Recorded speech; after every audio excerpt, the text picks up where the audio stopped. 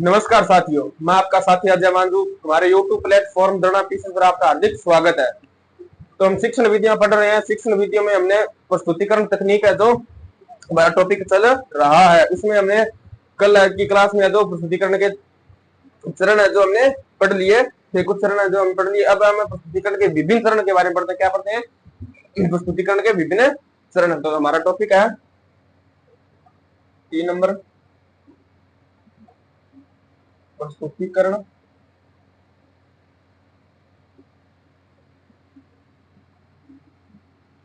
तकनीक। क्या है हमारा टॉपिक? प्रस्तुतिकरण तकनीक। तो इसमें हम सबसे पहले क्या देखेंगे? प्रस्तुतिकरण के विभिन्न चरण। क्या देखते हैं? प्रस्तुतिकरण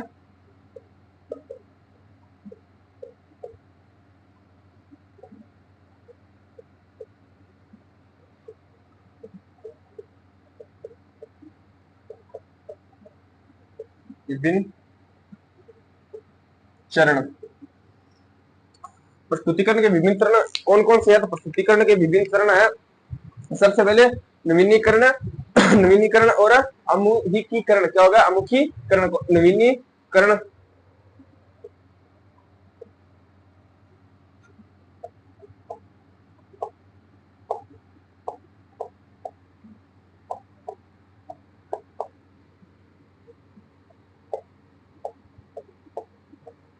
नवीनीकरण और अमुखीकरण।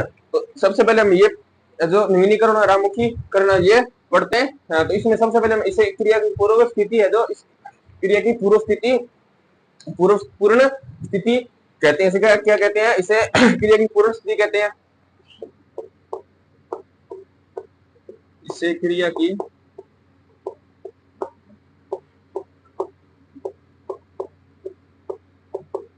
पूर्ण स्थिति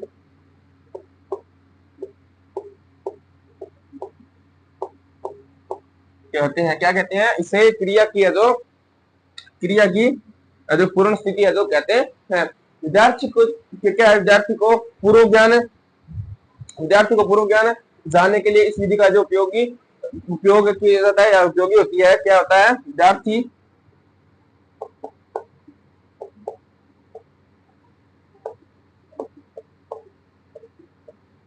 पूर्व ज्ञान को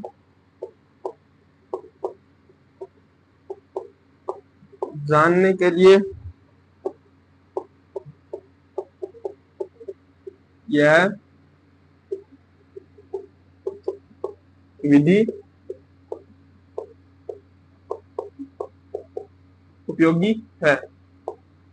क्या है? विद्यार्थी के पूर्व ज्ञान को जानने के लिए यह विधि है जो उपयोगी है। क्यों उपयोगी? विद्यार्थी इस विधि का उपयोग करके विद्यार्थी के किस पूर्व का ज्ञान है, जो पूर्व में विद्यार्थी किस प्रकार का था, पढ़ाई में किस प्रकार का था, किस प्रकार की उसकी रुचि है, तो हम इस विधि का प्रयोग करके वह सब है जो हम जान सकते हैं।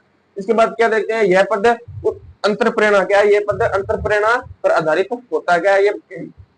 क्या है यह पद? यह पद अंत प्रेरणा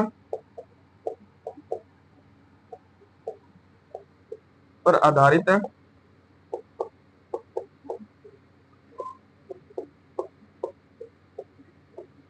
होता है। क्या ये पद है जो अंत प्रेरणा पर है जो आधारित होता है, जो विद्यार्थी विद्यार्थी को सीखने के लिए क्या होता है?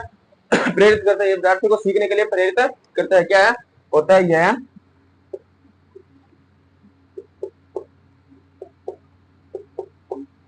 विद्यार्थी को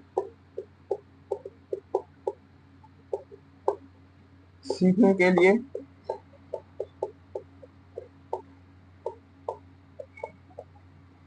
लिए प्रेरित करता है। क्या है? यह पद जो अंत प्रेरणा पर आधारित है, ये अपने आप पर जो खुद की प्रेरणा पर जो आधारित होता है, और विद्यार्थी को सीखने से प्रेरित करता है। विद्यार्थी को सीखने के लिए जो प्रेरित करता है, उत्सुक करता है उन्हें पढ़ने के लिए, जो जो आगे लाता है। इस कोर्स में यह पद अंत प्रेरणा पर आधारित होता है। इसके बाद पढ़ते हैं कौन सी आगे कौन सा चरण पढ़ते हैं? तो व्याख्या। क्या पढ़ते हैं? व्याख्या। 2 नंबर क्या पढ़ते हैं? 1 नंबर हो गया नवीनीकरण, 2 नंबर पढ़ते हैं हमें व्याख्या।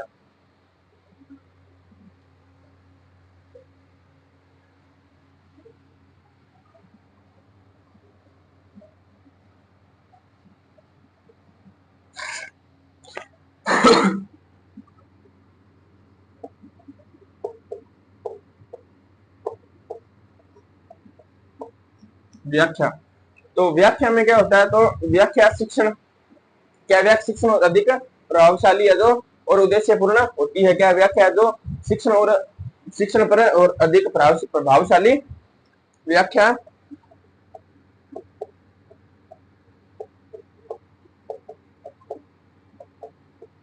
शिक्षण पर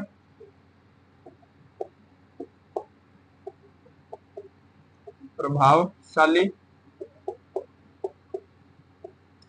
शिक्षण पर जो व्याख्या शिक्षण पर प्रभावशाली और उद्देश्य पूर्ण जो होती बना देती है, प्रभावशाली और उद्देश्य पूर्ण बना देती है, प्रभावशाली और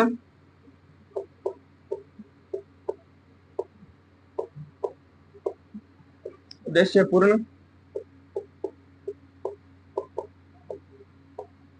बना देती है। क्या है, व्याख्या शिक्षण पर प्रभावशाली और उद्देश्य पूर्ण बना देती है। उसको उद्देश्य को जो पूर्ण करने पर है जो प्रभावित होती है, उस कार्य को जो हम करते हैं उसे पूर्ण करने पर ये जो हमें प्रभावशाली या प्रभावित जो करती है। इसके बाद क्या पढ़ते हैं, मौखिक और व्याख्या विद्यार्थियों को मौखिक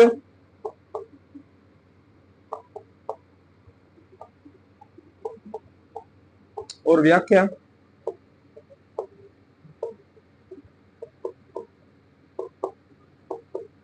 विद्यार्थियों, क्या है, मौखिक और व्याख्या विद्यार्थियों के जो आयु के अनुसार होती है। क्या होती है, विद्यार्थियों के आयु के अनुसार है जो आयु के अनुसार है होनी चाहिए। क्या है, विद्यार्थियों के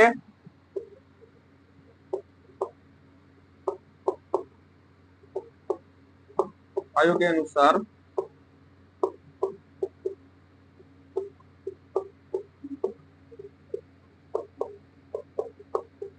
सही क्या है, मौखिक और व्याख्या विद्यार्थियों की आयु के अनुसार है जो होनी चाहिए। क्यों होनी चाहिए, जो मौखिक और व्याख्या, मौखिक जिसमें हम बोल कर बताते हैं, व्याख्या जिसमें हम करके जो समझाकर बोर्ड पर जो हमें समझाते हैं वो व्याख्या होती है, और जो मौखिक जो हमें अपने मुंह से जो बच्चों को समझाते हैं वो मौखिक होती है। तो उस वो किस पर आधारित अनुसार होनी चाहिए, वो विद्यार्थी के बच्चे के आयु के अनुसार होनी चाहिए। अगर उसे जितनी आयु बच्चे की होती है, विद्यार्थी की होती है, उसी हिसाब से हमें उसे पढ़ाना चाहिए। अगर बच्चे की 8 से 10 साल उम्र है तो हमें उस लेवल का पढ़ाना चाहिए। अगर उससे बड़ा 15 से 16 साल का है या 20 साल का, तो उसे हमें उस लेवल का पढ़ाना चाहिए। अगर हम 10 साल का बच्चा है, अगर उसे हमें 20 साल के बच्चे को पढ़ाना चाहिए। अगर वो पढ़ाते हैं तो वो उसे समझ जो नहीं आता, इसलिए हमें आयु के अनुसार ही हमें उसे मौखिक और व्याख्या है जो सिखानी चाहिए। इसके बाद तीसरा हमारा कौन सा चरण आता है, प्रदर्शन। कौन सा आता है, प्रदर्शन।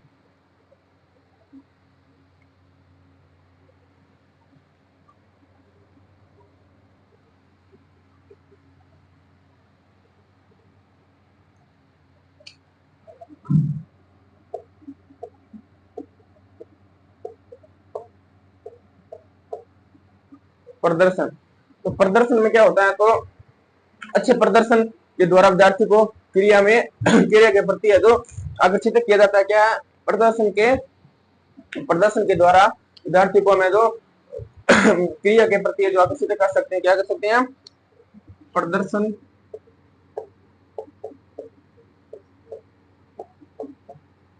के द्वारा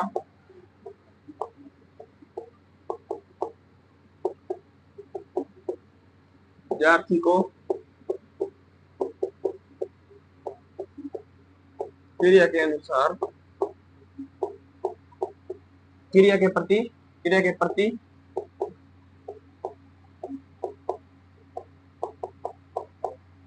आकर्षित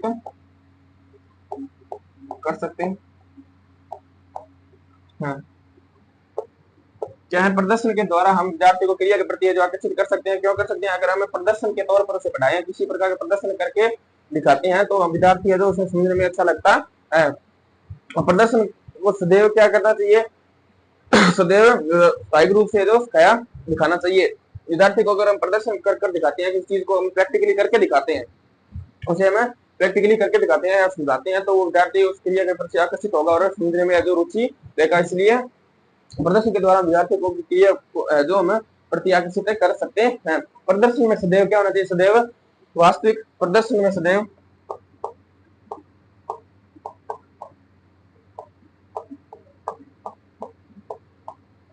वास्तविक क्या प्रदर्शन को सदैव वास्तविक वास्तविक रूप है दिखाना चाहिए। क्या दिखाना चाहिए? वास्तविक रूप है जो दिखाना चाहिए। प्रदर्शन में सदैव वास्तविक रूप दिखाना चाहिए। क्या है? प्रदर्शन को सदैव वास्तविक रूप से दिखाना चाहिए। किस प्रकार हमें वास्तविक में कर दिखाना चाहिए, प्रैक्टिकल उसका हमें जो करके दिखाएंगे तो बच्चे को समझने में आसानी होगी और बच्चा जो पढ़ने में जो इंटरेस्ट लेगा। इसलिए प्रदर्शन को सदैव वास्तविक रूप से हमें कर दिखाना चाहिए। इसके बाद क्या है? प्रदर्शन हमेशा संक्षिप्त होना चाहिए और व्याख्या सहित होना चाहिए। क्या होता है? क्या होना चाहिए? प्रदर्शन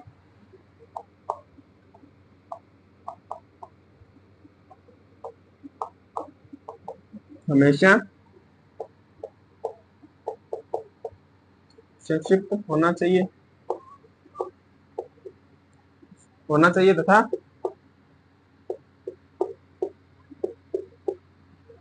व्याख्या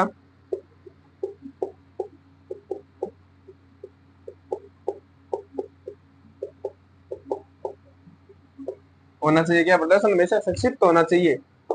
जो अगर उसका कोई मतलब होना चाहिए, एकदम ठोस कठोर होना चाहिए, संक्षिप्त होना चाहिए और व्याख्या के सहित होना चाहिए। व्याख्या करके हम उसे जो समझा सकते हैं। प्रदर्शन का हम कितनी बार प्रदर्शन के बारे में पढ़ रहे हैं। तो प्रदर्शन का मतलब क्या होता है? तो प्रदर्शन का होता है क्रिया को करके दिखाना। क्या है? क्रिया को करके दिखाना, प्रैक्टिकली से करके दिखाना। क्या होता है? प्रदर्शन का अर्थ होता है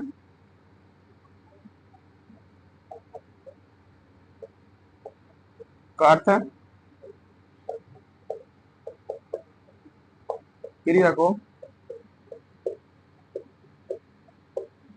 करके दिखाना। क्या है? क्रिया। प्रदर्शन का अर्थ होता है क्रिया को हमें करके दिखाएं। ऐसे प्रैक्टिकल रूप से हमें जो बच्चों को करके दिखाएंगे तो बच्चों को जो समझने में आसानी होती है। और प्रदर्शन हमेशा क्या होना चाहिए? संक्षिप्त और व्याख्या सहित है जो होना चाहिए। इसके बाद हम अगला अभ्यास क्या पढ़ते हैं? अगला चरण कौन सा पढ़ते हैं? अभ्यास।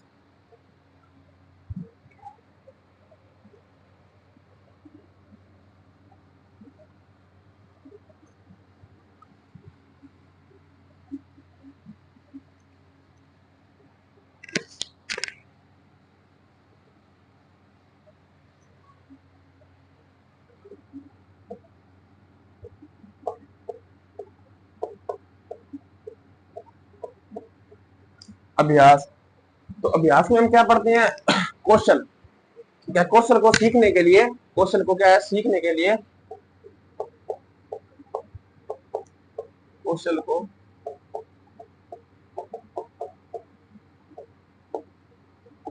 सीखने के लिए क्या है? क्वेश्चन को सीखने के लिए हमें उस अभ्यास का जो हमें प्रयोग करते हैं। क्या? अभ्यास का जो उपयोग करते हैं, उसका अभ्यास करते हैं। क्या? कौशल को सीखने के लिए अभ्यास का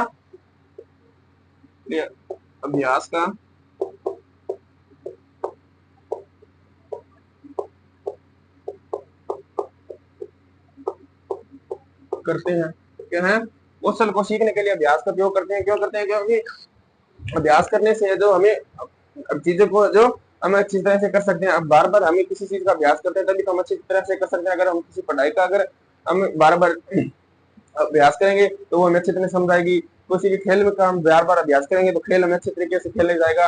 और इसी प्रकार है जो कौशल को भी सीखने के लिए उसका हम बार बार अभ्यास करते हैं तभी हमें सीखने में जो आसानी होती है। अब शिक्षण जब तक क्या है? शिक्षण जब तक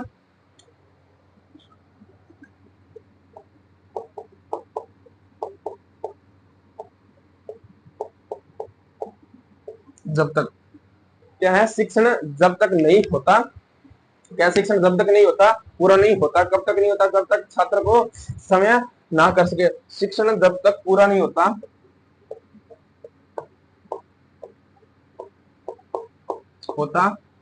जब तक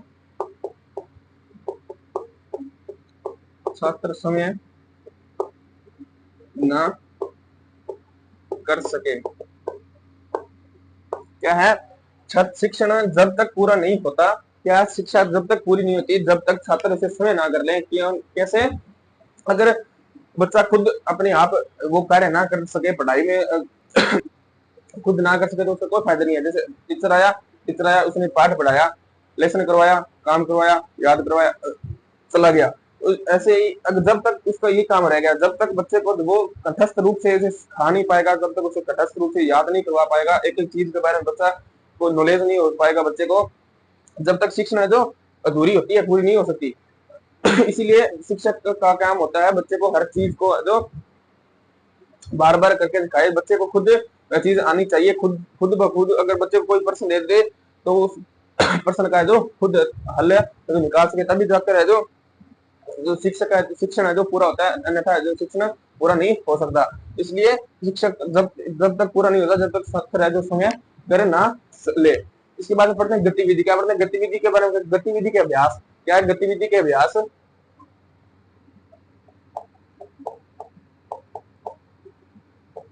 गतिविधि के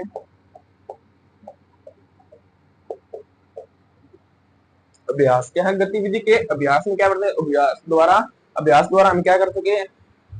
अभ्यास के द्वारा ही हम है जो छात्र को सिखा सकते हैं। उसमें क्या होता है? उसमें निपुणता को प्राप्त किया जा सकता है। क्या है? निपुणता को प्राप्त किया जा सकता है गतिविधि के अभ्यास के द्वारा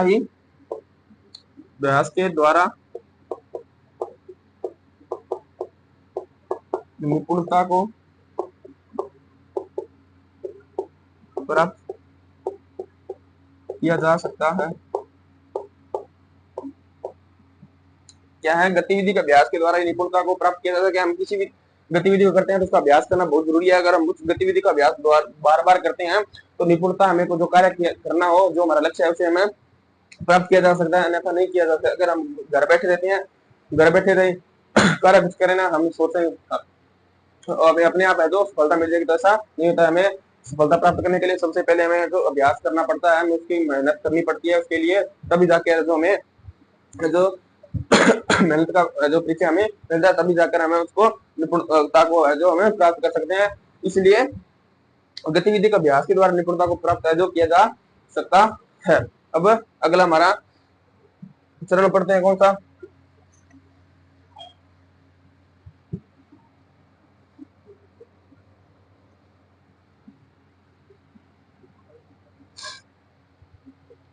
अगला हमारा 5 नंबर चरण कौन सा हो जाएगा? तो वो होगा निरीक्षण अन्वेषण। क्या? निरीक्षण अन्वेषण। कौन सा? निरीक्षण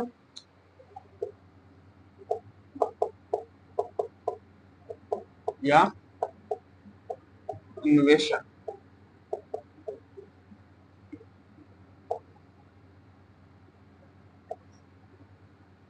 निरीक्षण या अन्वेषण है जो चरण होगा। तो इसमें क्या होता है? अन्वेषण की क्रिया में शिक्षक क्या? अन्वेषण की क्रिया में शिक्षक को क्या होता है? अन्वेषण की क्रिया में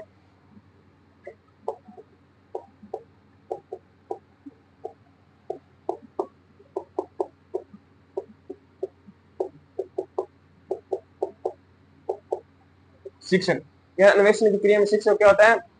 शिक्षक के द्वारा जो बालक का क्या? शिक्षक के द्वारा जो बालक का जो सूक्ष्म निरीक्षण है जो करना होता है। क्या है? बालक शिक्षक के द्वारा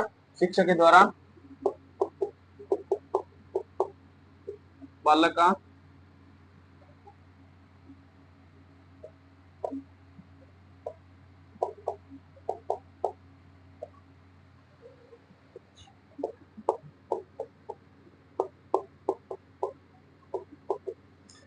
अन्वेषण की क्रिया में शिक्षक के द्वारा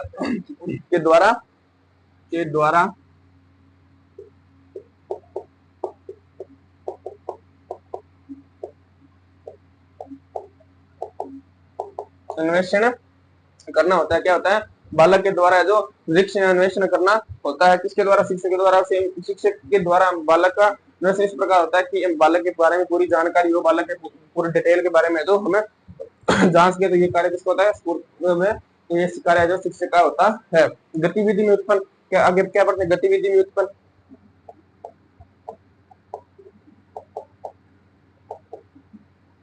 गतिविधि में उत्पन्न क्या है? गतिविधि में उत्पन्न कमियों को नहीं किया जा सकता। गतिविधि में उपयुक्त जो कमियों को सही किया जाना चाहिए। क्या है? गतिविधि में उत्पन्न कमियों को सही किया जाना। क्या है? गतिविधि में उत्पन्न कमियों को सही किया जाना। गतिविधि हम कर जिस प्रकार का हमें जो गतिविधि करते हैं उसमें जिस प्रकार की कमियां हमें महसूस होती है कि जिस प्रकार की उसमें कमी है तो उसको जो सही करना भी एक हमारी जिम्मेदारी है, जो शिक्षक की जिम्मेदारी जो होती है। इसके बाद विद्यार्थियों को समय, क्या विद्यार्थियों को क्या होता है? समय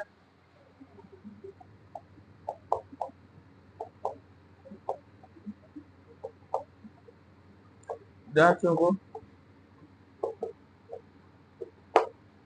को समय क्या करना चाहिए? समय क्रिया समय को विद्यार्थी को समय क्रिया करनी चाहिए और समय क्रिया करके जो कमियों को खोजने का जो अवसर देना चाहिए।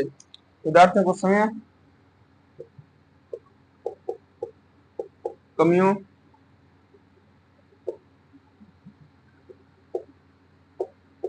पहचान,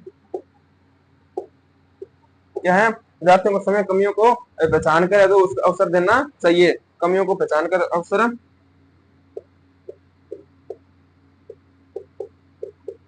देना चाहिए।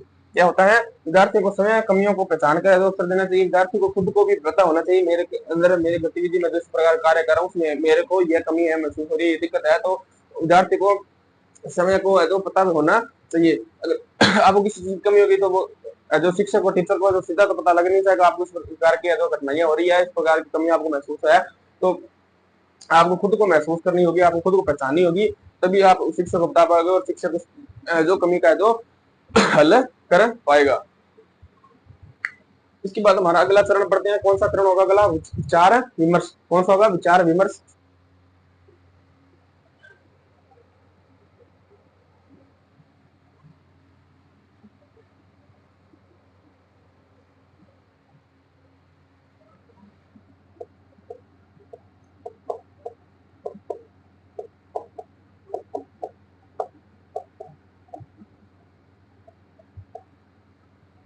कौन सा चरण होगा हमारा? विचार विमर्श। विचार विमर्श में क्या होता है?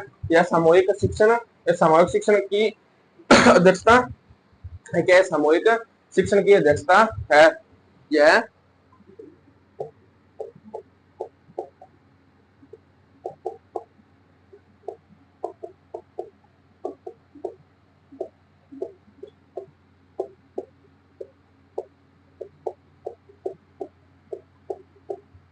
अध्यक्षता है। क्या? यह सामूहिक सभी शिक्षण में जो इसकी अध्यक्षता होती है। क्या? विचार विमर्श करने के लिए हमें सभी सामूहिक शिक्षक होती है। जितने शिक्षा शिक्षा आप पढ़ते हैं और सभी जो भी सब्जेक्ट होते हैं उसकी जो विचार विमर्श हम कर सकते हैं तो वो जो सामूहिक है जो होती है। इसमें अध्यापक द्वारा क्या होता है? इसमें अध्यापक द्वारा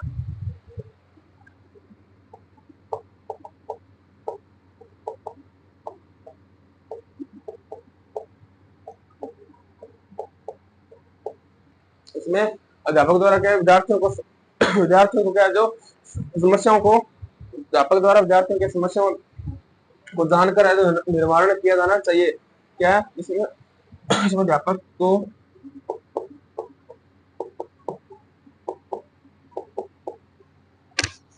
विद्यार्थियों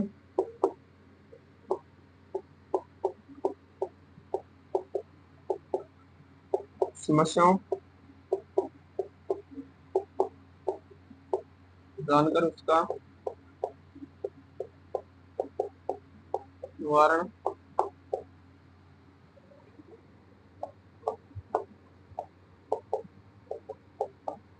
चाहिए। क्या? अध्यापक द्वारा विद्यार्थियों की समस्या को जानकर उसका निवारण किया जाना चाहिए। छात्रों के विचार पर प्रस्तुतिकरण जो सही चरण है। क्या? विद्यार्थियों के विचार विमर्श पर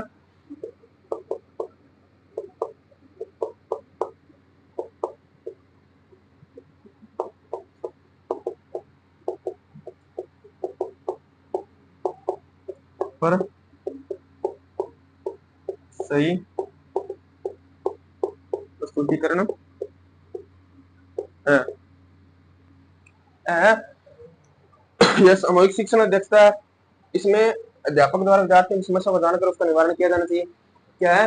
विद्यार्थियों की समस्या को अध्यापक सर्वप्रथम कार्य है विद्यार्थियों को किस चीज में समस्याएं उत्पन्न हो रही है। तो सबसे पहले विद्यार्थी की समस्या को अध्यापक द्वारा जानी चाहिए और उस समस्या को जानकर फिर उसका निवारण करना चाहिए कि विद्यार्थी को किस प्रकार की जो समस्या आ रही है हम उसका किस प्रकार हल कर सकते हैं, उसकी समस्या को दूर कर सकते हैं। तो समस्या को जानकर है जो उसका निवारण किया जाना चाहिए शिक्षक द्वारा। तो विद्यार्थियों के विचार विमर्श पर यह सही प्रस्तुतिकरण है, विद्यार्थियों के विचार विमर्श पर है जो ये सही प्रस्तुतिकरण है। इसके बाद में हमारा एक लास्ट चरण बचता कौन सा, मूल्यांकन। कौन सा बचता है, मूल्यांकन है जो हमें लास्ट चरण पढ़ते हैं।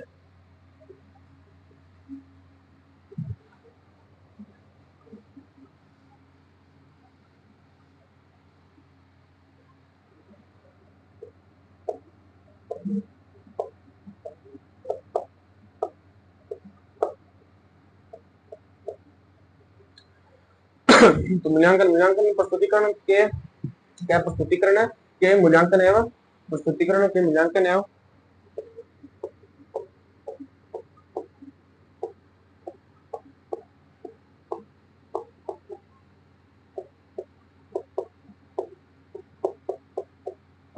क्या प्रस्तुतिकरण के मूल्यांकन एवं बहुउद्देशीय क्या बहुउद्देशीय प्रक्रिया कहलाती है। एवं बहुउद्देशीय एवं बहु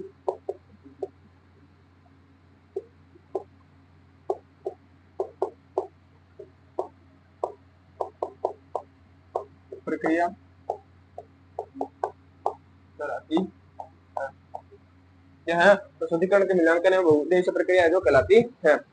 अब क्या पढ़ते हैं, विद्यार्थियों के स्तर विद्यार्थियों के स्तर के विकास विद्यार्थियों के स्तर के विकास के लिए मूल्यांकन विद्यार्थियों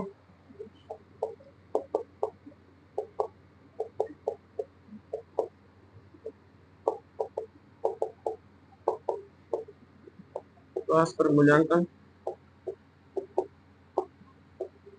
विद्यार्थियों के विकास पर मूल्यांकन है जो दोनों दोनों जरूरी है। विद्यार्थियों का विकास है मूल्यांकन विकास एवं मूल्यांकन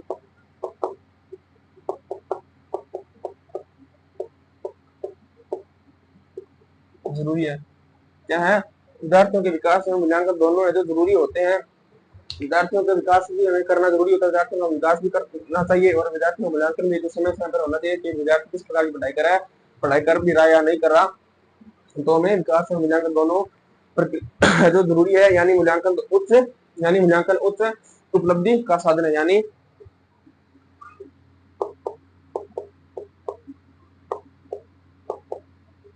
मूल्यांकन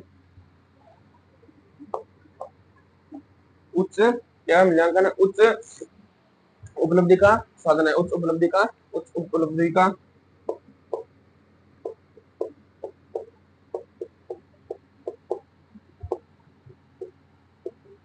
साधन है। क्या यह उच्च भूमि का साधन है क्या मूल्यांकन, जिसे हमें पता कर सकते हैं कि विद्यार्थी किस प्रकार की पढ़ाई जो कर रहा है या नहीं कर रहा। इसके बाद प्रस्तुतिकरण के परिणाम प्रस्तुतिकरण के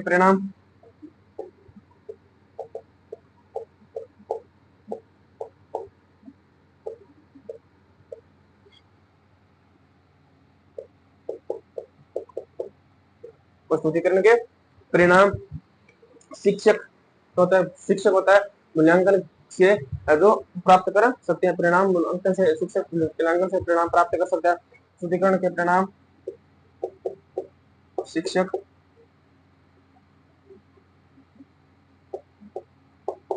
मूल्यांकन से प्राप्त कर सकता है। क्या प्रस्तुतिकरण के परिणाम को हम अगर विद्यार्थी के परिणाम को हम जानना चाहते हैं तो हम उसके मूल्यांकन को देखकर उसका परिणाम को हम पता लगा सकते हैं। तो इसी के साथ हमारा जो टॉपिक चला प्रस्तुतिकरण तकनीक वो आज हमारा यहाँ पर समाप्त होता है। तो अगर आपको हमारी क्लास अच्छी लगे तो हमारे यूट्यूब प्लेटफॉर्म दोनों उसको लाइक करें, सब्सक्राइब करें। धन्यवाद।